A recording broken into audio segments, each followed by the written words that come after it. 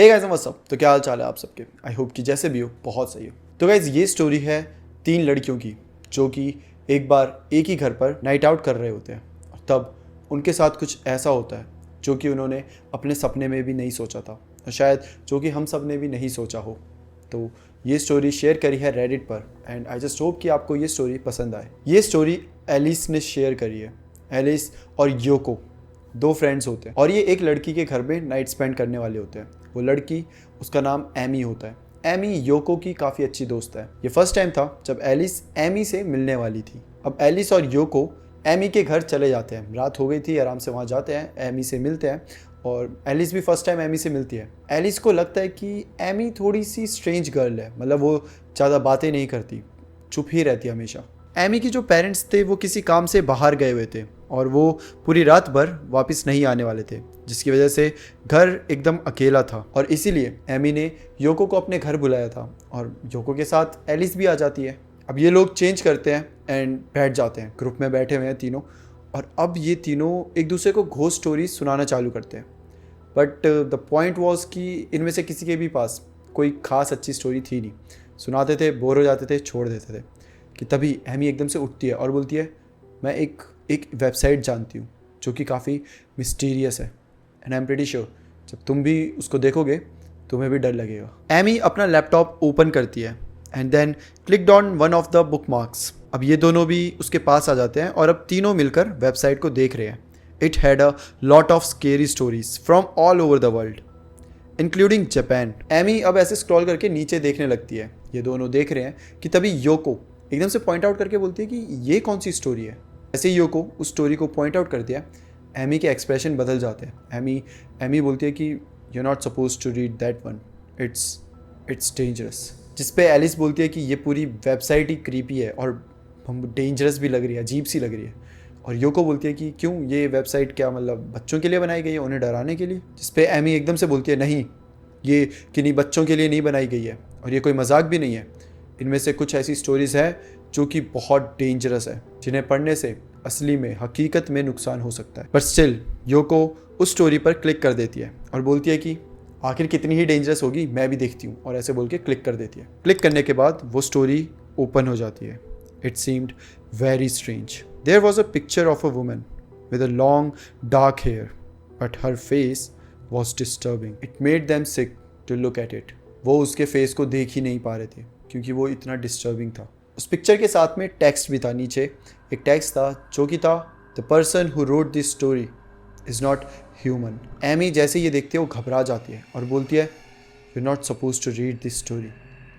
तुमने क्या किया, तुम्हें ये नहीं पढ़नी चाहिए थी। जिस पे योको बोलते हैं, ठीक है यार, छोड़, बंद कर इस साइड को, नहीं कर रहे हम कुछ, ठीक है। एलिस भी बोलती है कि हाँ यार यही सही रहेगा, बंद कर दो ये सब फालतू की चीज़ें, सो जाते हैं। और ये बोलकर ये सब अब अपने अपने बेड पर सो रहे हैं। एलिस को एक स्ट्रेंज फीलिंग थी अबाउट दिस वेबसाइट, मतलब कि उसे यही लग रहा था कि इन सब के पास ये अजीब सी स्टोरीज़ कहाँ से आई और ये जो पिक्चर्स थी ये कहाँ से आई। Who would even make a sight like this. There was something very unsettling about the whole thing. अब इन लोगों ने लैपटॉप नॉर्मल रखा हुआ है, ठीक है, ऐसे बंद है, बट स्टिल उसमें से आवाज़ आ रही है। बंद जब लैपटॉप होता है ना, तो जो भी आप चीज़ें कर रहे हो, उसमें काम कर रहे हो, कुछ भी, वो खुद ही पॉज हो जाता है या फिर ऐसे बंद हो जाता है। बट एक बंद लैपटॉप में से आवाज़ आ रही थी। एमी उठती है और लैपटॉप को खोल कर देखती है कि क्या है। जब वो देखती है तो देखती है कि जिस स्टोरी पर ये गए हुए थे ना, उधर एक वीडियो थी उस औरत की, अजीब से मुंह वाली वीडियो, और वो वीडियो प्ले हो चुकी है। जब वो वीडियो प्ले होती है तो बहुत डिस्टर्बिंग टाइप के साउंड्स आने लग जाते हैं और जब वो साउंड आते हैं तो जो योको होती है और साथ में जो एलिस होती है वो एकदम अपने कान ऐसे बंद कर देती है। उन्हें समझ नहीं आ रहा कि क्या है ये, इतनी जोर से क्यों आ रहा है और इतने अजीब सा क्यों, इतना पैना सा, इतना चुभने वाला साउंड होता है। उन दोनों ने अपने ऐसे पूरे कान बंद करे हैं और वहीं पे जो एमी होती है वो वीडियो को हटाने की कोशिश कर रही है, वो हर चीज़ ट्राई कर रही है, वो पावर ऑफ करने की कोशिश कर रही है, कुछ भी नहीं हो पा रहा। एक टाइम बाद जब वो वीडियो ख़त्म हो जाती है, पूरी जब प्ले होकर एंडिंग तक पहुँच जाती है और ख़त्म हो जाती है, तब खुद ही वो वीडियो बंद हो जाती है और एकदम से लैपटॉप भी पूरा बंद हो जाता है। जैसे ये होता है, जल्दी से एमी लैपटॉप को ऐसे बंद कर देती है और वो बहुत ज़्यादा डर गई है। और इनफैक्ट वो क्या, उसके साथ जो उसके 2 दोस्त हैं वो भी बहुत डरे हुए हैं इस टाइम पर। एलिस को नहीं पता कि स्टोरी किस चीज़ के बारे में थी या फिर जो भी वो आवाज़ें थी वो क्या थी, बट एलिस को ये पता है कि वो स्टोरी बहुत छोटी सी थी, like a poem, but rhyme नहीं कर रही थी पोएम की तरह। वो काफ़ी छोटी थी, वो मतलब करीबन 40-50 सेकंड की होगी और फिर ख़त्म। ये सब होने के बाद एमी वापस अपने बेड पर आ जाती है और ये तीनों अब वापस से सोने लग जाते हैं। लाइट्स ऑफ करते हैं और तीनों एक दूसरे को गुड नाइट बोलकर सो जाते हैं। एलिस को हमेशा ट्रबल होता था सोने पर जब वो किसी और के घर पर होती थी। In the middle of the night Alice was awoken by the strange sound. करीबन 1 मिनट लगता है एलिस को ये समझने में कि आवाज़ कहाँ से आ रही है। एंड देन उसको पता चलता है कि ये आवाज़ एमी से आ रही होती है। एमी अपनी नींद में ही ऐसे बड़बड़ा रही होती है, बोलना भी क्या, बस वो ऐसे कर रही होती है, जैसे ऐसे करते हैं ना थोड़ा सा, तो उस टाइप का कर रही होती है। ऐसा लग रहा था जैसे एमी कोई बहुत बुरा सपना देख रही हो। जब एलिस योको को ऐसे उठाती है, योको उठती है और उसे बोलती है कि योको यार देख अपनी दोस्त को थोड़ा ऐसे हिला हिला के उसे उठा दे, उसे कुछ बुरा सा सपना आ रहा है और वो मतलब स्ट्रगल कर रही है सोने में, तो उसको एक बार उठा दे, वो फिर ठीक हो जाएगी। एलिस को लग रहा था कि एमी ने वो जो स्टोरी पढ़ी है, वो जो सुन लिया और जो देख लिया है, उन सब की वजह से ही उसको ऐसे मतलब बुरे बुरे सपने आ रहे हैं, और जो कि थोड़ा नॉर्मल भी है। अगर आप ऐसी चीज़ें देख लोगे, जो वो अजीब सी औरत जिसका अजीब सा चेहरा था, तो नाइटमेयर्स तो आएंगे ही। योको एमी को उठाने जा ही रही थी कि एकदम से एमी बोलने लग जाती है, हाउ डिड यू फाइंड। जैसे ही एमी ये बोलती है, एलिस और योको बहुत एकदम ऐसे घबरा जाते हैं और पीछे हो जाते हैं थोड़ा सा कि भाई ये क्या बोल रही है। और तभी एमी फिर से बोलने लग जाती है, हाउ डिड यू नो। योको अब एमी को ऐसे उठाने जाती है कि एमी उठ, क्या कर रही है तू, उठ जा, ऐसे करके। कि तभी एमी एकदम झटके से उठ जाती है, जिसपे एकदम से ये दोनों लड़कियां भी ऐसे शॉक्ड हो जाती है कि मतलब होता नहीं है कि कोई सो रहा है और एकदम धम करके उठ जाए तो कैसे हो जाता है, वैसे ही ये दोनों भी शॉक्ड हो गए हैं। और ये देखती हैं कि एमी अपनी टांगों पर एकदम खड़ी है, लेकिन बड़े अजीब से पोस्चर पर खड़ी है, जैसे कि कोई पपेट हो। उसको वो जब ऐसे अपने पैरों पे खड़ा होता है तो कैसा होता है, कुछ उसी पोस्चर पे एमी खड़ी थी। जिस तरीके से एमी मूव कर रही थी वो काफ़ी जर्की था, लाइक अ पपेट। जब एलिस एमी को ध्यान से देखती है तो वो बहुत ज़्यादा डर जाती है। उसका खून मानो कि जम चुका था, उसकी बॉडी पूरी ठंडी हो चुकी थी, क्योंकि एमी जब खड़ी थी वो दीवार की तरफ देख रही थी, मतलब कि एलिस और योको को उसकी बैक साइड दिख रही थी। उसके बहुत लंबे बाल थे और वो ऐसे नीचे की साइड देखे जा रही थी, और वो काफ़ी जर्की तरीके से हिल रही थी, जैसे कि लिटरली जैसे कि पपेट हिलता है। और फिर एमी धीरे धीरे से इनकी साइड मुड़ने लगी, बहुत धीरे से। कुछ वो बोले भी जा रही थी बट इन सबको सुनाई नहीं दे रहा था। और वो धीरे धीरे इनकी साइड मुड़ रही है और एकदम से योको चिल्ला देती है। वो भागते हुए सीधा एलिस के पास आ जाती है और बोलती है, दैट्स नॉट एमी, ये एमी नहीं है। एमी अभी भी धीरे धीरे इनकी तरफ मुड़ रही थी। योको एमी को घूरे जा रही थी, उसकी आंखें फट गई थी, उसकी आंखें इतनी वाइड ओपन थी और वो बहुत ज़्यादा डरी हुई थी। एलिस योको के रिएक्शन देखकर एमी की साइड देखना ही नहीं चाहती थी। वो देखना ही नहीं चाहती थी वो कैसी दिख रही है या फिर वो क्या चीज़ है वो, लेकिन वो क्या करती, वो अपना फेस भी नहीं घुमा सकती थी। एलिस को लग रहा था कि इस टाइम पर कुछ भी हो सकता है, तो एलिस को अलर्ट रहना था। एलिस कांप रही थी, उसको समझ नहीं आ रहा था कि एमी आखिर ऐसा कैसे दिख रही है, मतलब कि योको इतनी ज़्यादा डर चुकी है, ऐसा क्या है उसके फेस में। एंड फाइनली एमी पूरी तरीके से घूम चुकी थी। अब एलिस ने भी एमी का चेहरा देखा, और एमी का जब चेहरा देखा तो वो एमी लग ही नहीं रही थी।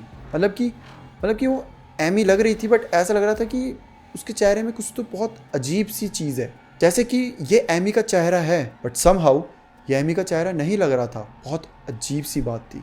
उसकी आंखें एकदम वाइडली ओपन थी और उसका स्किन का कलर एकदम पेल हो चुका था, एकदम धुंधला धुंधला सा।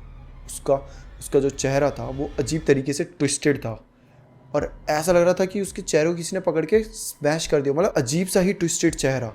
और वो हमें देखकर हंस रही थी, बहुत अजीब सी हंसी। वो एमी नहीं लग रही थी, वो ऐसा लग रहा था जैसे एमी के फेस को किसी और के फेस से लेकर ऐसे मिक्स कर दिया हो। बहुत अजीब सी बात थी। उसके बाद एमी हमसे बात करने लगती है। जो वॉइस होती है वो बिल्कुल भी ह्यूमन नहीं होती। एमी हमसे बोलती है, I wanted to know how. Alice का बताना है कि इसके बाद क्या हुआ उसको नहीं पता, वो दोनों बेहोश हो चुके थे। उसके बाद जब उनकी आंखें खुली तो वो एमी के रूम में थे, बेड पर सोए हुए थे, बट एमी का नामो निशान नहीं था।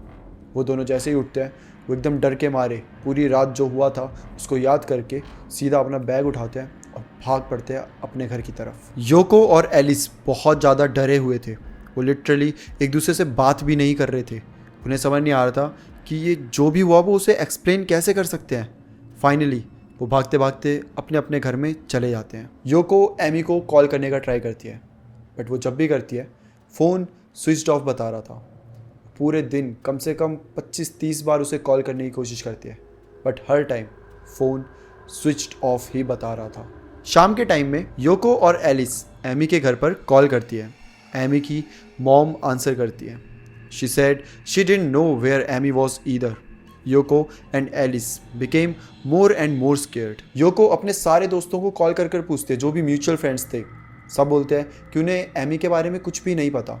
ऐसा लग रहा था जैसे कि एमी इस दुनिया से गायब हो गई है। किसी को कुछ समझ ही नहीं आ रहा था कि आखिर एमी है कहाँ पर। एमी के पेरेंट्स पुलिस के पास जाकर उसकी मिसिंग रिपोर्ट फाइल करते हैं। पुलिस एमी को ढूंढने की भी कोशिश करती है।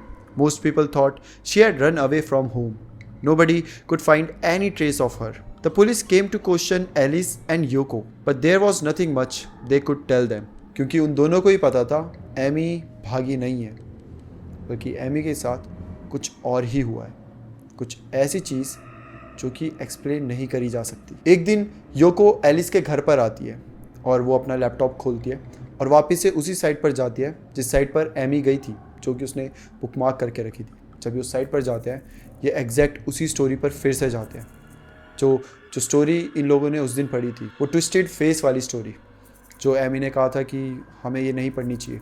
वो वापस उस स्टोरी पर जाते हैं। जब ये उस स्टोरी पर क्लिक करते हैं तो इनकी स्क्रीन पर लिखा हुआ आता है, the story has been removed, do not try to find this scary story, it is too dangerous. ये दोनों उस स्टोरी को सर्च करने की कोशिश करते हैं उस साइट पर, बट इतना ज़्यादा सर्च करने के बाद भी इन दोनों को कुछ नहीं मिलता।